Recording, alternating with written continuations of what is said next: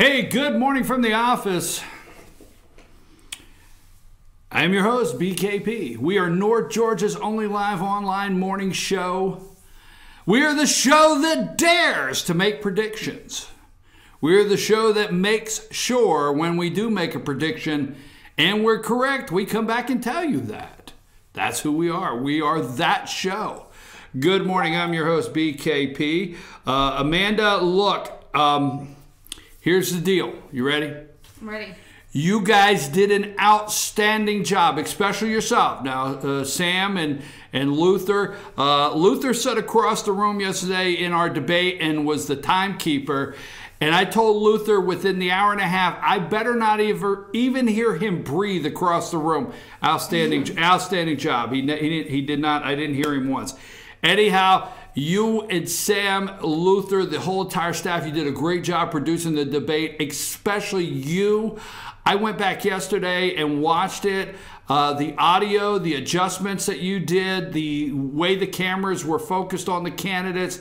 Great job, okay? Thank you. I wanted to tell the whole entire world that now that I know you could do it, please do it 2 days in a row and do not screw up. You got it? I got it. You have no excuses. Okay, now that Amanda's been put on notice not to screw up today, You're actually using nicer words than you did yesterday.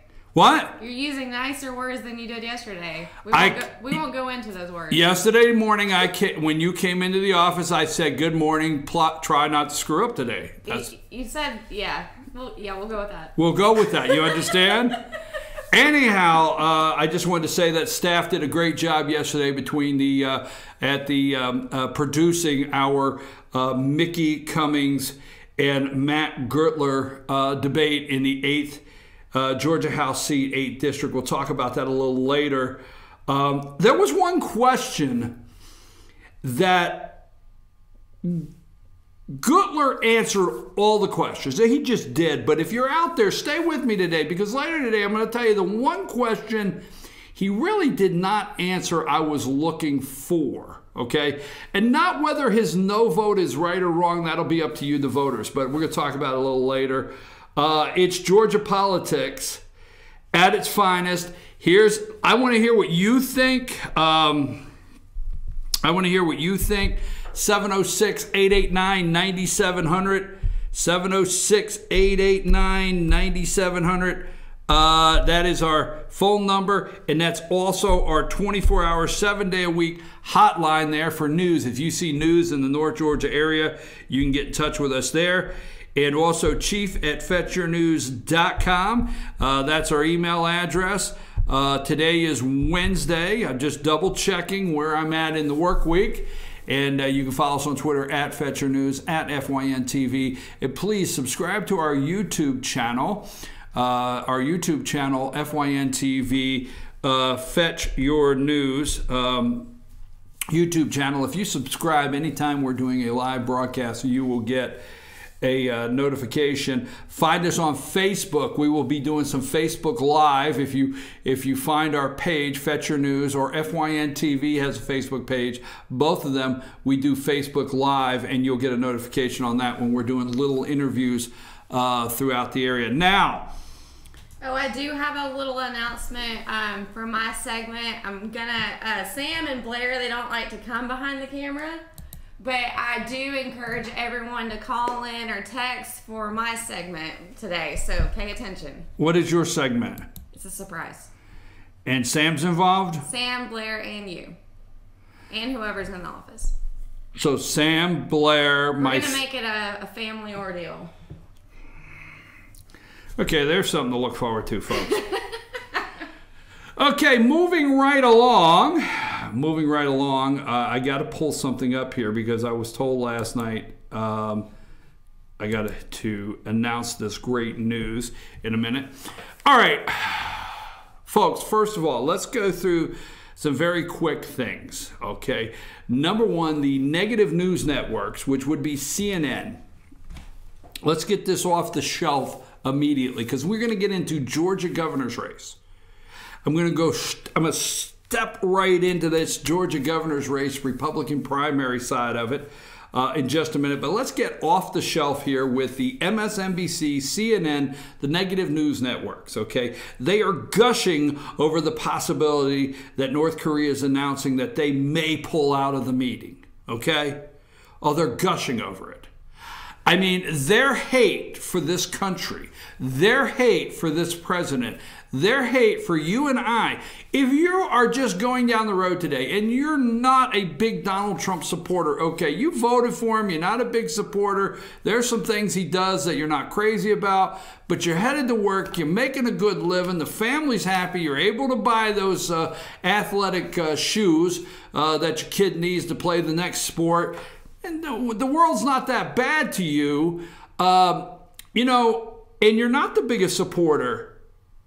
You're even tired of every once in a while, you even think, could they not just like our country for a day? I mean, shouldn't we have, and I know what they're going to say, you know, when Donald Trump said he was going to have a military parade, they freaked out. Oh, they do that in China. They do that in North Korea. They do that in Russia, have military parades. Okay, whatever. I know what some people may think, but can we not just have a called I Love America Day? Now, they're going to tell you, yes, that's the 4th of July. They don't even love America on the 4th of July. Can we not just have a day that says, hey, today we love America? Everything about the news is going to be positive. That MSNBC would say, we hope that Kim Jong-un will go to the table in these meetings. But no, they are definitely working as hard as they can to destroy our foreign policy and negotiations if you watch their news. Really quick, Hamas is a terrorist organization, period, in the Gaza Strip. Hamas attacks the Israeli border. If you want to live, do not attack the Israeli border. By the way, those are not rubber bullets. The their border guards actually will shoot you and kill you if you try to attack their border. So that is slowing down, okay? It's slowing down as we speak. The Gaza Strip, they're actually thinking, we better go for plan B and talk to these people. Watch what happens with that deal. I know what some people are upset over that. Now, Meghan McCain put her picture up. Meghan McCain is still looking for her daddy's, an apology for her daddy, okay? Meghan McCain wants an apology for her daddy, John McCain, and where Kelly Sadler, you know, dismissing John McCain by saying he's dying anyway, okay? All right, he's dying anyway. And so she's still looking for her apology out of the White House from Kelly Sadler. You know, don't apologize, okay? I understand he's dying anyway. I mean, why are we trying to get his vote, or why are we talking about him in the room? May not be the nicest thing to say, but... Okay, well, to add with that, you know, it is very sad. And you know, it's not anything to be insensitive about. Of course, it's upsetting. But the fact that he has brain cancer and we're looking for his vote, it's just not, it's not a good idea at all. Do you have a 9:30 segment? I do. I'll butt out. Well, to add, I'm okay to add to that. I'll go back to the 13th floor. Who told you we wanted you to add to that? So Meghan McCain's still looking for her daddy. Well, you know, The View is my thing. I like to bash The View. So I'll go back to the 13th floor. Yeah, please see your way out right now. Meghan McCain looking for her an apology for her daddy, and that's not going to happen. Now, North Korea needs to. If you did not think for 1 minute that Rocket Man, and this is joking. I'm going to say this jokingly, but. You know, what if yesterday we have some pictures of North Korea because we're going to have some fun. Look at Kim's plane 1, right? And so the first plane he was trying to use to go to Singapore broke down, okay? So they called in the second fleet. They put a second fleet of planes together for him to, you know, travel to South Korea to a summit. And there's the second fleet of planes over there in North Korea, and it broke down. okay? But realistically, let's go to Kim's plane number 3, all right? Now, folks, this is a guy, and I say this in a joking manner, but, you know, it's possible, you know, the plane has it's possible the plane has some maintenance problems. It's possible anything's going on, so Kim Jong-un yells, hey, just tell them we're not coming, we're mad. All right? This is no joke. We're talking about a regime that Kim Jong-un's flying around in his own airplane, okay? This is the plane that he has, okay? This plane is built. It was built by the Russians, and they've been building it in the 60s, okay? They've been building this plane since the 60s, and here is a picture, and I think it's him and his wife. I don't know if we have that one, getting off the North Korean jet there that he flies around in. It cannot even make it to Singapore without refueling, all right? So seriously, this guy's trying to figure out how to catch a ride to Singapore, hoping that his fleet, his last plane, a handful of planes that he does have, can make the trip. So don't let the negative news networks, all right, tell you about all day today how Kim Jong-un, all right, Mike Pompeo, the State Department, all right, they said they've not gotten any official notification from anybody in the North Korean delegation, all right, on any changes. They're moving forward on their plans for the meeting. I know and you know that that our media will do everything they can to try to destroy, derail. They will run so much negative stuff as they can. The media does not want this to happen. No matter, it doesn't matter how many times Joe Scarborough says he's an American patriot, or how many times Mika Brzezinski cannot blink. It does not matter, okay? They have such a disdain for this president that they want this media, this to stop. They do not want this meeting. I can go on and on and on. The media will do everything to try to derail this meeting if possible. So that being said, I want to move right ahead there. Now,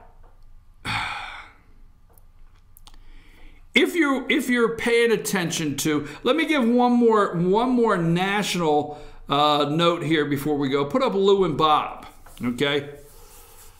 Lou Barletta. Lou Barletta, they're on, I guess, is it my left?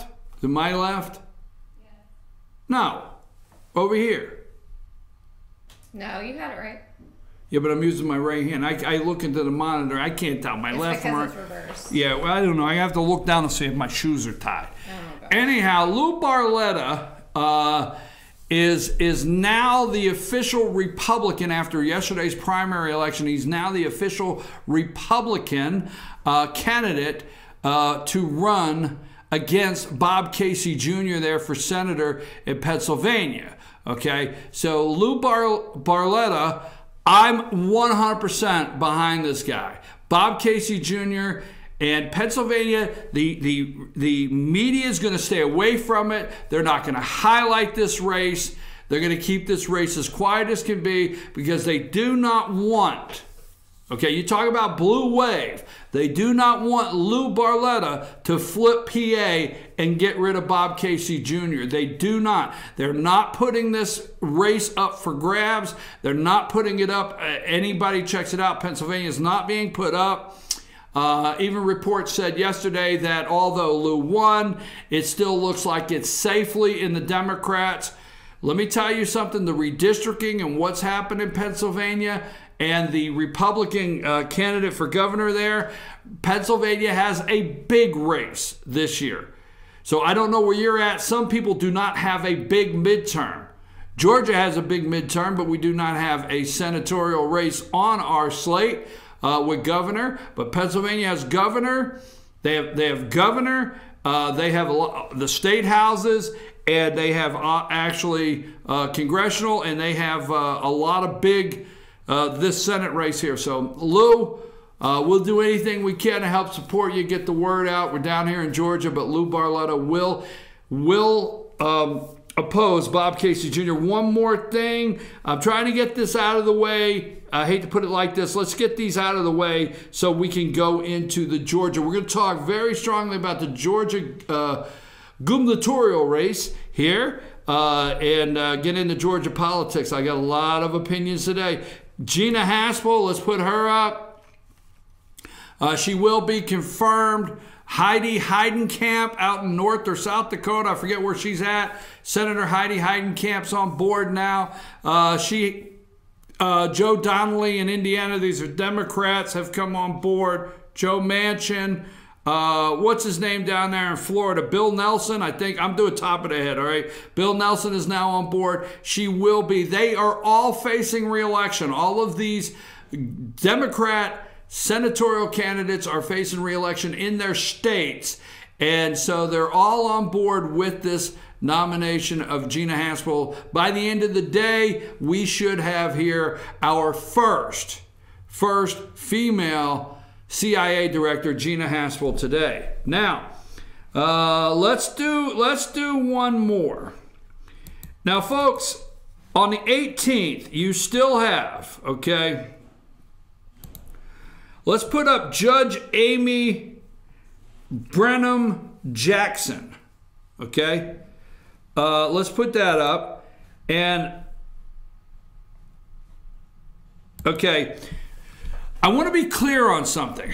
Now, Judge Ellis, okay, Judge Ellis, and here's the only reason I want to bring this story up kind of ahead of all the others, because I want to let you know how this will go, okay, with Robert Mueller, and this really highlights the courts. So every time you hear Mitch McConnell, which I know you do not like him, okay, every time you hear Mitch McConnell say, you know, we have to get these judges through. Every time you see President Trump say we need to change the rules and get these judges, do you realize that Trump has several nominees in the Ninth Circuit Court, U.S. Circuit Court, which is the most liberal court in the United States, that they're holding up? Trump has the opportunity to change the courts, folks, for the better, to move them away from being activist courts. All I want you to know is every day you're going to hear stories break about a judge, and a judge that allows this amendment, and then a judge that allows this appeal, and a judge that allows this ruling, okay?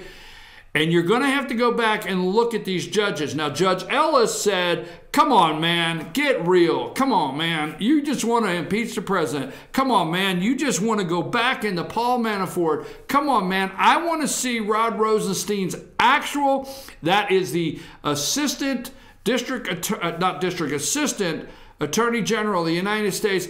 I want to see his scope of work that he gave Mueller. I know the American people do not want unfettered power. Mueller, your team, Robert Mueller, special counsel, cannot have unfettered power to do what you want, and the American people are not behind that.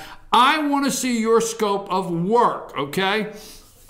All right, and because in his court, in Ellis's court, I think there's a motion for Paul Manafort to dismiss based on that Mueller, special counsel Robert Mueller's scope of work did not cover or is too broad to, to include these 2005 charges they're wanting on Paul Manafort or whatever. They dig too deep and they go too far out of their authority. So Ellis, right, we'll stay there just for a minute, says on the 18th, I want a copy of the unredacted scope of work. I have redacted. I can't tell what your mandate is as special counsel. So supposedly on the 18th, he's going to get a copy, maybe rule. Now, what they're breaking news on today is judge rejects Manafort's motion to dismiss Russian probe probe charges. Well, wait a minute. A federal judge on Tuesday rejected former Trump campaign chairman Manafort's request to toss out 5 criminal charges against him in special counsel Robert Mueller's investigation. The U.S. court, Judge Amy Berman Jackson, ruled in Washington, D.C. that Mueller had the right to bring the charges against Manafort, shutting down the argument by Manafort's attorney that he had nothing to do with the Russian investigation. Jackson wrote that the special counsel was authorized from the start to investigate the defendant, not only for coordinating the Russian government with the Russian government, but also violations of law arising out of the payments received from the former president of Ukraine. The judge maintained that it was appropriate for investigators to look at Manafort's lobbying history while probing possibly coordination between Trump campaign associates Russia's Manafort's indictment squarely in authority granted to Mueller by the Justice Department. Now we have a judge that says that Mueller was granted the authority, but she has not read the actual mandate from Rod Rosenstein, the Assistant Attorney General of the United States, to Mueller's special counsel. But she blasts, it says Mueller has all the right to tie this together. Now, what is the difference in these two judges on this bench? Ellis, appointed by Ronald Reagan. This is the one that says, come on, man, you're just trying to get enough material on him to tie him close enough to the president, make a big deal, make a case, and impeach him. He was appointed by President Ronald Reagan. Okay? Now, Amy Berman Jackson, okay? We don't need to know she was born July 22nd, 1954, but I'll tell you anyway. All right? She is the United States District Judge for the United States District Court of the District of Columbia. All right? Let's see. Appointed March 18th, 2011. She was appointed to the bench here by Barack Obama. That's who appointed her, Barack Obama. I'm telling you right now, this is how every bit of this will go. It's the judge that watch and see. So every day when you hear how important it is from your governors to your president of the United States, saying how important it is to appoint judges that are not active as judges and clean out these courts on what has happened all the way back from Lyndon B. Johnson. Is his middle name Lyndon Baines Johnson? Look that up. See if I did that from memory. If I did, I'm just that good. Lyndon Baines Johnson, okay? All the way back from there, all the way through these liberal hacks. Lyndon Baines Johnson. Did I get it right? You got it right. Thank you. I figured I did. Anyhow, you're going to see which judge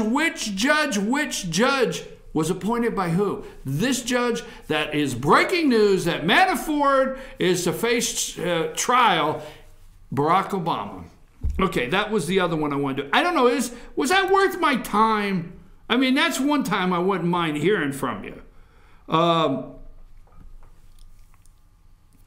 the hell with you then. I mean, you jump in on the mic when you want to, and then you guess I say something, and crickets. I know. Damn it, was that worth my time? It was. It was very good. Thank you. I was waiting for that. All right, look. All right. I'm going to take a break, and we're going to come back, and it's Georgia governor's race, and we're going to talk about new polling. So stay with me on the other side of this break. Don't worry. Kim Jong-un's just looking for a special wrench to get a part. You know how hard it is to get parts for the 1960 planes? And plus, the guy is probably trying to, hey, why can't we go tomorrow? Well, the guy out front that starts the propeller, he's sick. You know, we got nobody that's tall enough to grab the first propeller to get it to start. I know it sounds joking, but my God, man, let this liberal media just freak out. Can't we, like, zone them off an area somewhere out west where they can all live and a quality lifestyle that they consider what they want, and send them Elizabeth Warren in once a week or something? Can we not do something to get them out of here? All right, so it's governor's race, and new polling is out. And I don't want you to take me wrong, but I have some I told you so's. I know that might upset you. I'm your host, BKP. Oh, you know what? Rick and I are going on a road trip. Before we go to commercial, Rick and I are going on a road trip this afternoon. You know that, Amanda? Where are you going? We're going to Union County. Oh, yeah? Yep. Rick and I are striking out. We're going to see the governor. We're going to see the governor and the speaker. We're going to go up there and nose around a little bit. You know what I mean? Well, how nice. Yeah, we're right. Play the video of Rick and I leaving for the road trip. Do you have the video of Rick and I? I have a video. Do you have that? This is videotape of what happens when Rick and I take a road trip. It's 106 miles to Chicago. We got a full tank of gas, half a pack of cigarettes. It's dark, and we're wearing sunglasses. Hit it.